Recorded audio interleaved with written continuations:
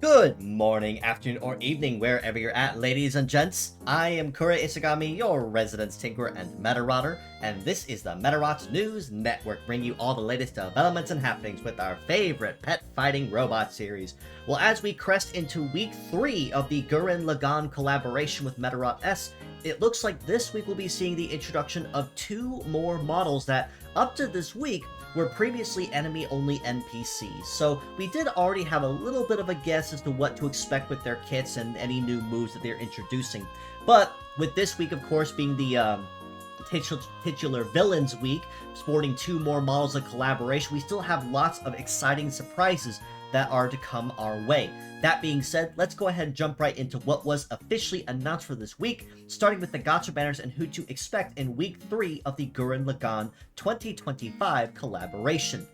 Now, those 2 models that we will be seeing joining the gacha banners this week will be TGL05 and Enkiju, with a kit of Void Shot, Spot Blow, Attack Blow, Biped Legs, and the leg ability of Wild Dance. So, much like in previous fashion with a handful of the other models in weeks past, Enkiju is sporting an almost entirely new kit of brand new skills here, and based on the explanation that I saw both in-game and this morning when I was compiling my news, it seems to me that Enkiju is going to be putting a very heavy emphasis on following up his own attacks, so I can honestly see this being a very good 1-2 punch, quite literally in some cases, with what Enkiju is bringing to the table. And Void Shot, and the second ever instance of us seeing this move since the Grendizer collaboration with Mazen X, will also be really nice for those lightweight coverages as well. And of course, Enkiju is also coming with his own paid skin, so I don't have to take too much time emphasizing on that. You can only buy the skins in the in-game currency shop as well, so unfortunately you will not see those on the web store if you are planning to go after them. And as another friendly reminder, buying the skin does not give you the model. You will need to actually pull for the model and collect them in order to actually do so. Otherwise, the skin's just going to sit in your library and look pretty until you do. The other model that we're getting this week is TGL06, Razen-Oh, with a kit of Hard Pile, Slow Hammer, Hard Pile, Biped Legs, and the leg ability of High Fly. So, much like it was with Yoko Littner this last week, Razen-Oh isn't featuring anything brand new in particular either, minus Power Pile. And being completely honest, that one is kind of to be expected and anticipated on what it does, so I really don't have to go into any explanation either. But it looks very obvious that both of these models are going to be putting an extremely heavy emphasis on high DPS, either right from turn 1 or either as a follow-up as a 1-2 punch down the line. So both are extremely useful in their own right, and Enkiju in particular, Wild Dance, will be really nice too for future melee fighters going forward. Now, on top of these 2 that will be going live this week, they will be featuring 2 boosted rates that will be going live in both of their banners, both of which are fairly familiar to those that have been playing the game a good couple of years now. Those 2 models, kind of featuring with the Villains theme that we have going this week, is for WEA-04, Parallel Deuce, with a Hyper Beam, Press, Destroy, Multi-Legs, and the leg ability of Bloodstain. And we also have WEA-0E, Duo Kaiser, from Medarot Shingata, with a kit of Break, Hyper Missile, Laser, Multi-Legs, and Auto Charge. Now, if you're asking yourself where you've heard that before, I'm going to correct you now. Yes, it is basically a female god emperor. So really almost one-to-one with the kind of performance she has, and between her and Parallel Deuce, it's going to be a very high power output capability this week as well for those that are trying to pull for anybody. Now, between the two of them, obviously Duo Kaiser probably will be the big winner, but even in current competitive, I still do see Parallel Deuce's legs every now and then, because they do have good bulk, good speed, and a very good leg ability on that too, for the more things that you break in consecutive when actually attacking the target. So like I said, both of these models will be going live in each individual banner for both Enkiju and for Razen-Oh, so you have a chance for either of them equally, no matter which banner you choose to go after. For the Fierce battles we have this week, it's going to be a very beginner-friendly oriented week with lots of very good opportunities for farming. Lots of models with lots of very good skills that new players or rookie Medarotters could really get a hold of. Starting us up on this top row, we have MDK-0 Hemadacker with Repair, Double Wave, Sea Legs, and Adapter. We have JEL-0 Purunun Jelly with Triple Missile, Tank Legs, and Fortress. And CLB-02 Side Move with Hammer, Conceal, Guard, Sea Legs, and Explorer. On the bottom row, we have HMS-0 Jungarian with Radar Sight, Double Gatling, Float Legs, and Mascot. KBT-11 Sagehorn with Triple Sword, Biped Legs, and Generator. And KWG-11 Hirschkäfer with Triple Rifle, Biped Legs, and Radiator.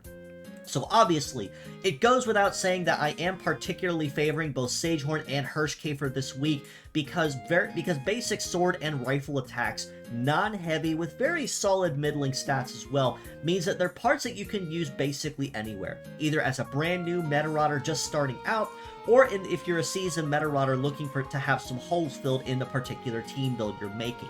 The other models in particular are very good for other reasons as well. Hemadacker for Sea Legs and Adapter is always really nice for that overall terrain coverage. Purunun Jelly for Tank Legs and Fortress is always nice for damage reduction. And Side Move as well for Sea Legs with another terrain mastery, much like it is with Hemadacker. And Jungarian also is really nice for Radar Sight and Gatling as well, mostly for the high chance of being able to flush out enemy leaders because of Silent Leader. So, like I said, Sagehorn and Hirschkäfer will be the two big MVPs of the week, mostly just for the coverage that they have, but do make sure that you farm for all 6 of them, just as you have them all in your parts library going forward. Now for events going forward, as we crest into week 3 of the event collaboration with Gurren Lagann, this week we have the opportunity to earn another new medal that will be joining the game permanently, and that is the Badger medal, which is a Hunter Nature medal with a mastery in melee, shooting, and healing, and leg masteries in biped, multi, and flight. So we have another very solid CG-oriented medal that you see here that you can use basically everywhere, especially with hybrid fighters that are both melee and shooting-oriented. The event in particular, alongside the other awards such as profile banners and other gacha tickets, this event will be featuring boss fights. So it's basically going to be much like Score Attack was in the first week, but this time around, there is the opportunity to spawn a boss fight encounter featuring a specialized enemy and maybe just a little bit higher stats overall to really test your grit when going after those rewards. Now, again though, much like with Score Attack though, pure sets will be encouraged across the board as you're putting teams together, so if you want to know who's going to give you the best bonuses, do make sure you consult the previous slides for all the highlighted bots to just make sure that you put on the team who you intend to. It really shouldn't be too terrible of a week, honestly, because there are no meta change type bots, and a handful of them are already previously available, such as Parallel Deuce and Duo Kaiser, so really shouldn't be anything overly heavy to there, and if neither of the models really appeal to you this week, there of course is still one more week with Cosmo Lagann to kind of finalize things out with the final week of the collaboration. As worth noting, there also is a second round of the collaboration Super Invasion also going live this week, so basically just another shot at another free 10 rubies, and of course a profile plate that you can put on your banner when players go to search your ID. Now, moving to Meta Survivor, though, it's where it's a little more intensive on the new stuff or updates that are going live. We have two brand new faces that are joining the game formally, and that is Gobenki GBK0 with a heavy emphasis on armor and power all-around upgrades, and a fairly solid MR skill that puts an instant finish on any horde enemies that are under a certain percent of HP. Shushu-Pop2 also joins the fray just in time for her birthday as well, with an emphasis on time-related perks. Her UR skill in particular is really nice as it gives you a bullet speed, movement speed, and damage reduction buff for the first 2 minutes of any run that she's present in the team, either as a passive or either as the present runner on the field. So it's going to be very nice seeing both of those go live, and of course an event featuring both of them as well will be going live at the same time, so not really anything to report there aside from just your usual 2-week event stuff with a 1-week refresh in between. However, there were a handful of other quality of life updates that did go live with Meta Survivor as well that were announced. The first of which were a couple of quality of life for some older models. Those two in particular, Alpha Soma is getting a cooldown and a damage plus upgrade, just to kind of bring him back up to speed just a little bit. They did emphasize in particular that his bullet speed, his bullet projectile cooldown, and his damage will be going up just a little bit with a reduction in the cooldown, which means he can fire more quickly, and the same can be said for Koga Sancho. But the difference is her Whirlpool effect does have a little bit more of a damage plus as well, so it will be a little more painful, and there also was a cooldown reduction mentioned as well for her, so she can fire those off faster, whether she is in burst mode or not. The other really big update that went live, kind of stepping away from Meta Survivor, is the fact that there is a big Medarot Day event that is coming live. It is a physical in-person event, though, that is offering digital tickets for those that want to stream it, featuring the Mixa Animation Day event on November 23rd, so the week of Medarot Day. We'll be having they'll be featuring popular voice actors and actresses and developers such as Michiru Yamazaki, Junko Takeuchi, who a lot of people will know as the voice of Metabi when it comes to Medarot in particular, but is known for a handful of other places, such as even Naruto Uzumaki from the naturally titularly stated Naruto series. There also is Misato Murai, and of course the man, the myth, and the legend himself, Horimo Rin, will be present at this event, featuring an interview style where they will get a chance to speak on everything regarding Medarot as a whole. On top of that, though, for those that do physically attend, there are a handful of bonuses that rewards that will be going live as well that week, featuring a shot for all that physically attend to get access, or should I say early access, to COM0 Coma Dog from Medarot 1 that will be going live in Medarot S, and in Meta Survivor a handful of gacha tickets to go live as well as rewards for participating. There's no real telling on if those those rewards will be going live if or when outside this event, but we will have to see as time goes on. Moving on to community-related stuff, though, as always, we are continually looking for translators and other help to assist us with any ongoing projects or endeavors, such as with the Medarot 4 translation project or any manga translations that are ongoing. If you are knowledgeable in coding or cleaning or Japanese and have some time on your hands, or if you know somebody that might be, feel free to join us or reach out to me or ask around in our Discord. We'll get you in touch with the right people to fill you in on what still needs done. Alternatively, there is also a link to Variant's crowdfunding in the comments below as well, where you can donate to the cause and we can commission to have some of those lines of text translated. That'll make life just a little bit easier on the translators in particular, so they don't have to focus too heavily on translating and cleaning, and they can focus more on typesetting and just kind of making each patch and progression of the translation look cleaner as they move on. There's a lot of text to translate, and there are still lots of games that we would like to translate, so if you'd like to help, feel free to ask us, donate, or join our Discord in the link provided as well, and we can get you in touch with the right people.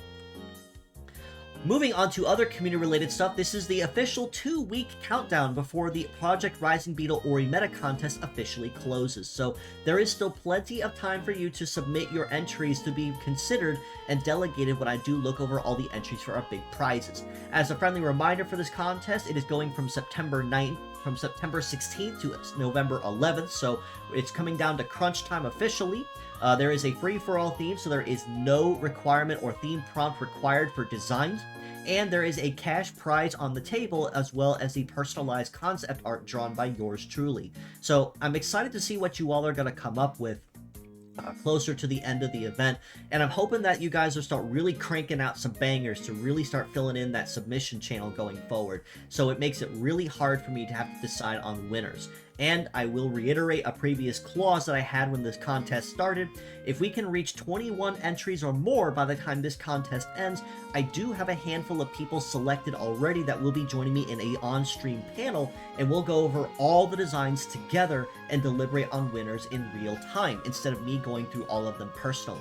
So I'm excited for that as well. If you guys meet that requirement, do join the Discord as well for more rules and details on that if you have any questions. Now, I did mention this last week, but I didn't get a chance to change the slide around, but I am officially on Cards now. So if you guys are looking for brief information on me or any of my social links, you can find me there as a link you can send to people. I am also open for commission. You'll see all my prices and samples there of things that I do work on. So feel free to DM me or reach out to me for any of those reasons, and I would be more than happy to respond in kind and figure something out. I do standard 2D art, I do live 2D, ready to rig, 3D models with the works. Currently, my most popular thing right now that I'm working on is my VTuber 64 commissions, which is basically a N64 style 3D model with a handful of expressions and hand gestures that people can use for streaming or VR chat or anything else of the like. So, like I said, feel free to reach out to me as well, and we can most certainly try to make something happen. But with all that being said, that does basically cover everything for this week's episode, so it's starting to get really exciting as we start to go crest over the latter half of the Gurren Lagann collab, and as we prepare to hype up for Medarot Day 2025.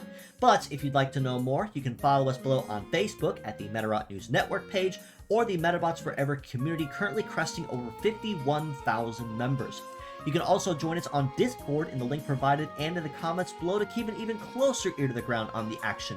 This includes any new links to merchandise, fan art, contests, my weekly episodes, or anything else of the like. That is the first place that you will hear it before it goes anywhere else on the net.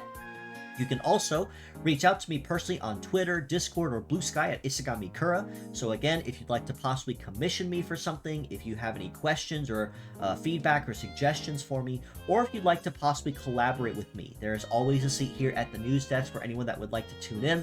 I would love to try to make something happen. So please do not hesitate to reach out to me, and we can most certainly try to make something happen.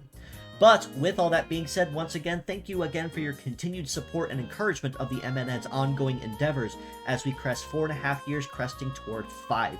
With all that being said, though, as always, I do appreciate you all for stopping in, just as you always do.